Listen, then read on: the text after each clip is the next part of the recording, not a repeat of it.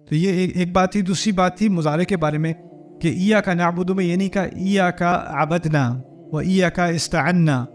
ہم نے آپ کی عبادت کی, ہم نے آپ کی مدد مانگی, یعنی ماضی میں کہا جا سکتا تھا, لیکن مضارع استعمال کیا ہے. مضارع عربی میں مضارع جو ہے نا یہ حال اور مستقبل دونوں کو شامل کرتا ہے.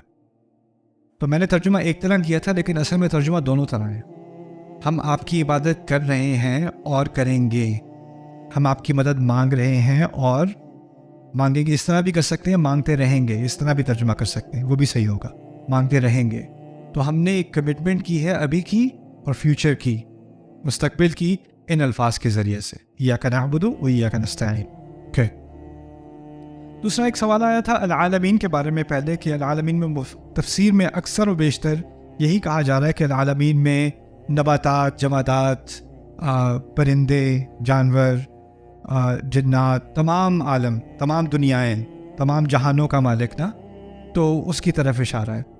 میں اس بات کا انکار نہیں کرتا. میں کہتا ہوں کہ قرآن کے الفاظ, جہاں تک میں نے قرآن سمجھنے کی کوشش کی ہے نا, تو قرآن کے الفاظ میں دو طرح کے مفاہیم ہوتے ہیں. ایک کو کہا جاتا ہے المعانی الاوائل اور دوسرے المعانی الثوانی. انگلش میں سمجھ لیں پرائمری میننگز, سیکنڈری میننگز, پہلے درجے کے معنی, دوسرے درجے کے معنی. اور یہ قرآن میں بہت جگہ ہوتا ہے, اور ان میں سے کسی ایک کا انکار کرنا غلط ہوتا ہے. میں ڈاکٹر فاضل صالح حسام رائی کے کام سے بہت متاثر بھی ہوں. انہوں نے قرآن کی بلاغت پہ بہت کام کیا ہے, عربی میں ہی کام کیا ہے, عراقی ہیں وہ, سامر راہ سے, ابھی بھی بغداد میں ہوتے ہیں. انہوں نے العالمین کی جو شرح کی تھی اس کے سٹرکچر کی بنیاد پر, اس کی بنیاد پر میں نے یہ بات آپ کے سامنے رکھی تھی. اور میرے نزدیک یہ بات نہ صرف کانٹیکس کے اعتبار سے سینس رکھتی ہے, اور اس کو پرائمری رکھنا چاہیے.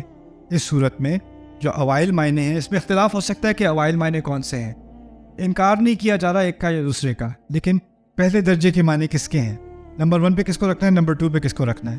میرے نزدیک نمبر 1 پہ ذوی العقول, اینا سے ذوی العقول نکلتے ہیں, یعنی فرشتے, جن, انسان, روحیں, یہ تمام العالمین میں شامل ہوں گی, اس دنیا میں یا آخری میں, اگلی دنیا میں.